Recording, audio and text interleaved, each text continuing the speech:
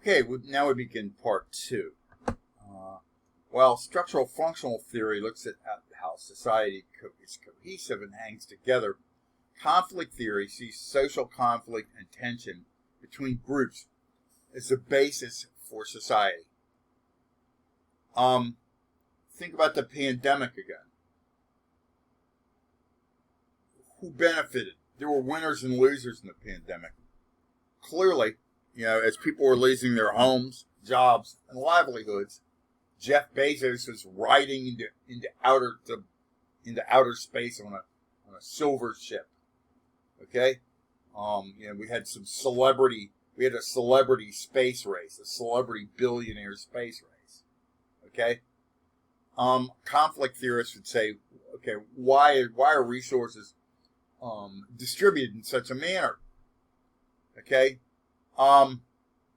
basically, why are there large swaths of people, who are not getting paid what they deserve to be paid?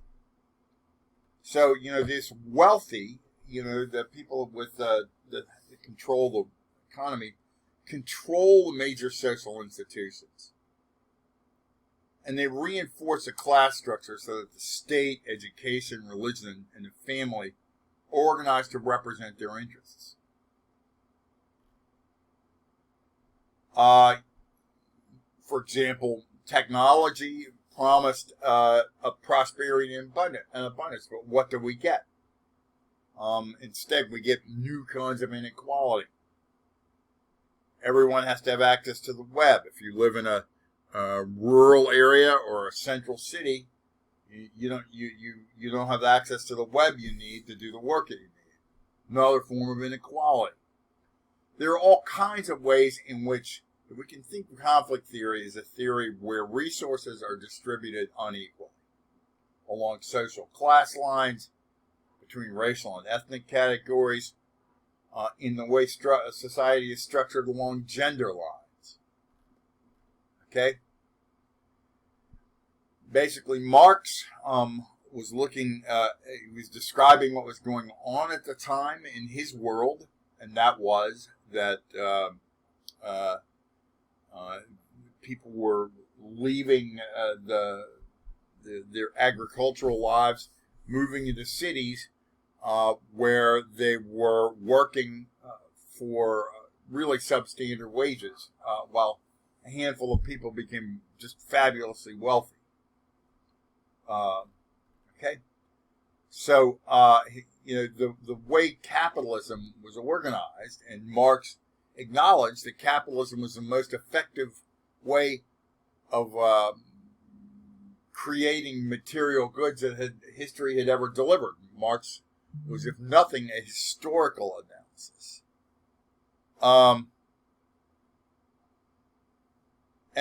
So what he saw, though, was that capitalism needed to be overhauled in some way. It needed to be retooled in a way that was more equanimous in terms of the work people did and their wages that they received from their work. Okay, it had to do with who owns the means of production.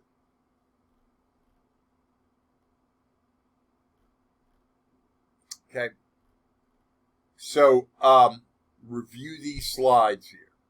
We talk about an ideology briefly, and the ideology basically is a belief system, and these exist in every society. When we had kings, people believed that kings were ordained by God to be the people in charge and to be powerful. When we have capitalism, we have an ideology that places a premium on individual merit to the exclusion of everything else. So, critical theory has evolved into a kind of conflict theory that looks at different systems and ideologies of domination and oppression. Race theory, feminist theory, and queer theory looks at sexuality. Our final stop on our tour of these paradigms is symbolic interactionism. This talks about how we build society through our interactions from the ground up. This is a micro-sociological analysis. Meanings are not inherent, but they're created through interaction. Me proposes that both human development and the meanings we assign to everyday objects and events are fundamentally social processes. How we develop as human beings from childhood. We must have interaction with our parents or our caregivers, and then with other people as we move through life. Our mind is defined by language. Language itself produces society. Okay, so this is end of part 2 of our consideration of sociological theories. Please review the material in this PowerPoint, read the chapter, and we will meet again for chapter 2.